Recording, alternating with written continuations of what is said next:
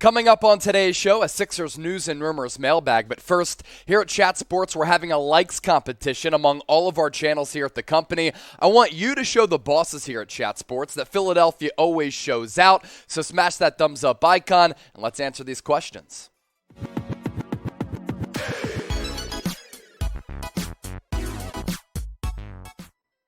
Here we go. Welcome in. You're watching Philadelphia 76ers Now by Chat Sports. I'm Chase Senior. Hope all of your weeks are off to a fantastic start.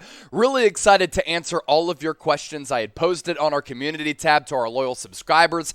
Hit me up with any questions you have about the Sixers. Draft, free agency, current construction of this roster. So let's dive into it all. We start off with this first question coming in from ALD856. By the way, ALD, you sent in a bunch of questions. Appreciate you showing us some love. Should the Sixers abandon the idea of paying James Harden max money based on how he performed this year? The answer to that question, yes. I think the smartest thing for James Harden and Philadelphia, he opts in for 1 year. Then you play it from there and see how he performs and see if the hamstring injury held him back.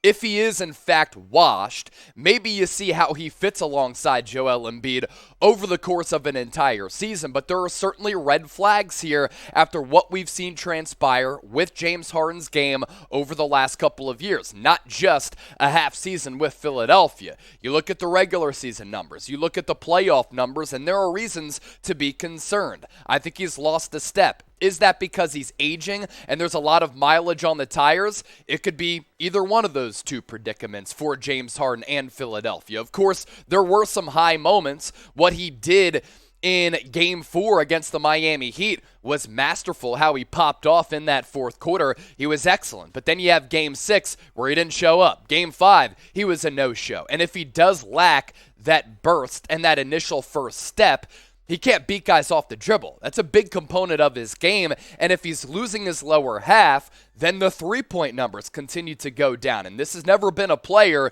who has came into camp in the peakest form of shape. So I have concerns about him. I think if you can't trade him away, he opts in for that 1 year, and then you play it on a year-in, year-out basis because you want to see also the continued emergence of Tyrese Maxey, and maybe if he blossoms into a superstar, you don't have to pay James Harden long-term. I want to hear from you, though, Philadelphia, in the comment section. Would you give Harden a max deal? Give me a Y for yes or an N for no. I want to see all of you commenting down in the comment section. Next one coming in from A-Rich. Who are the best trade targets for the Sixers this offseason? I'm thinking of guys like Donovan Mitchell or some bench pieces. I'm going to divide this into two categories, A-Rich, and I do appreciate the question. Star power trades, Bradley Beal, Donovan Mitchell, Zach LaVine. Zach LaVine set to be a free agent. That would have to be a sign-and trade. But for Chicago, they'd probably want to get some assets back. Quinn Snyder has stepped down as the coach of the Utah Jazz. So I think D-Mitch or Rudy Gobert not going to be on the team next year. If I'm Utah, I'm building with Donovan Mitchell. I think that you win championships with wing players as well as guards. And as for Bradley Beal, Joel Embiid, according to Bill Simmons, had said he wanted to play with Beal over James Harden. I think if Beal doesn't get hurt, maybe things are a little bit different. I think Beal would have been a better player for the Sixers because he's younger, and I think he's a better basketball player at this point. As for realistic Sixers trade targets, 5 names for you. Reportedly, Philadelphia is showing interest in a reunion with Alec Burks as a bench scorer. He probably gives you a little bit more than what you currently have. I'm kind of out on Shake Milton. He's had some good moments in the playoffs, but I think Alec Burks can give you a little bit more of a spark. Royce O'Neal of the Utah Jazz, a pretty good 3-and-D player who had a really good year this past year. If Utah decides to blow it up and tinker with that roster, he could be a trade target. Tyus Jones would have to be a sign-and-trade. I do think that teams looking for point guard help are going to pay him big-time money. When Ja Morant was out for Memphis, Tyus Jones stepped in and played really good basketball as the point man. Eric Gordon shot more than 40% from distance last year. He'd be a perfect player to reunite him with James Harden if you want to bring Harden back. And Kenrich Williams out of OKC, another one of those 3-and-D players. And I think the Sixers need players like that. They also need to get tougher around the three-point perimeter defensively and offensively. If a Sixers trade does happen, you know we have you covered right here on Philadelphia 76ers Now. Moving forward, we're going to continue to push out a lot more videos here on the channel. I've been really busy here at Chat Sports with our NBA Finals coverage, NBA Draft coverage, as well as our NFL coverage. But going to start devoting more time to more videos here on 76ers Now. And the more subscribers we get, the more videos we're able to push out. So make sure you hit that red subscribe button for year-long coverage on the Philadelphia 76ers. Next question coming in from Marcus. It's more of a statement and what he wants to see the Sixers do in free agency and this offseason. Sign Lonnie Walker, Hassan Whiteside, Marvin Bagley, Kyle Anderson. Do a video on our chances of signing these players. I'm giving up on shaking our whole bench. Everybody needs to go. We need a total rebuild. I do think the Sixers need to rebuild that bench to a certain degree. I think a big focus for the Sixers, finding a legitimate backup big man for Joel Embiid. I love what Andre Drummond was able to bring this team prior to that Ben Simmons trade. A reunion with him would be great. Hassan Whiteside, I'm totally out on him. His best days are behind him. As for Lonnie Walker, I think we're seeing a player here who is yet to break out as a former first-round pick who went to Miami. He also has local ties because he grew up in Reading. And you look at the shooting numbers here. Sub 41% last year in 23 minutes per game. 31+% from deep. I think there's a better basketball player inside Lonnie Walker than what we've seen.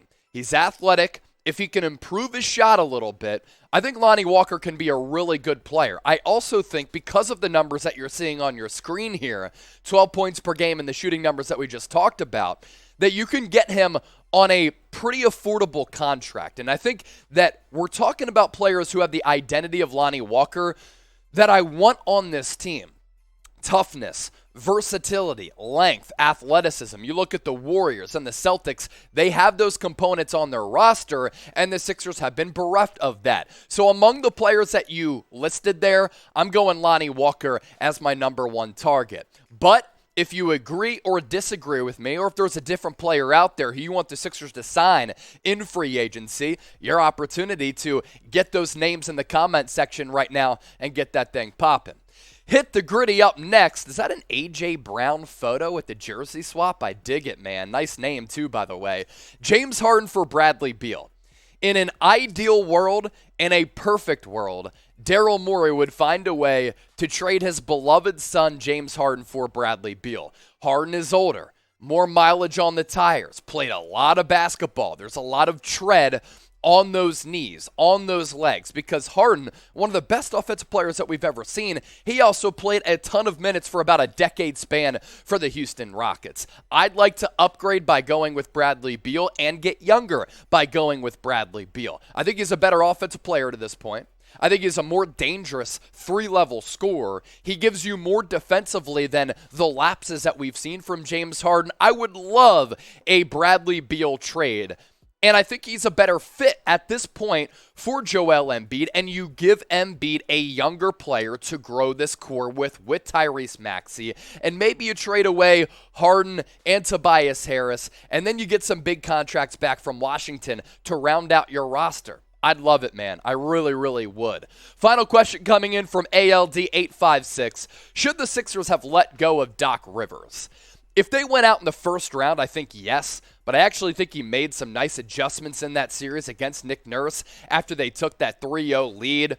In the second round series, if Embiid is 100% healthy, I think that series against Miami may have worked out differently. It may have transpired in a way where Philadelphia had a better chance. If you split those first two games in South Beach, the identity of the series, the momentum, and the feeling of it is a little bit different. I think Doc Rivers was able to buy him another year. If the Sixers have another short playoff lapse in 2022-2023, I do think that Daryl Morey is going to look elsewhere for a new head coach. My dream target, it would be Jay Wright. You spend a year away from coaching, rejuvenate, recharge a little bit. You can still go to the Jersey Shore, something that you mentioned as wanting to stay at Villanova for, and you get to stay in the region and coach professional hoops. Jay Wright would be my guy if you let go of Doc Rivers, but I think he earned himself another year, and the Sixers have won 50-plus games in his first 2 years and made it to the second round of the playoffs in each of those seasons as well. Before we hop on out of here, if you watched today's show and you watched up to this point, that means that you probably really liked what you saw. If you haven't subscribed, do so right now. Why should you? Latest Sixers news and rumors, trade and free agency coverage, all of our content 100% free, interactive mailbags like this, and the more subs that we pick up, the more videos we provide for the great city of brotherly love. Shout out to my hometown, the 610 Westchester. Thanks for watching today's show. Hopefully you subscribe, and more videos on the docket on 76ers Now. Later this week, draft targets now that they have that first round pick from Brooklyn.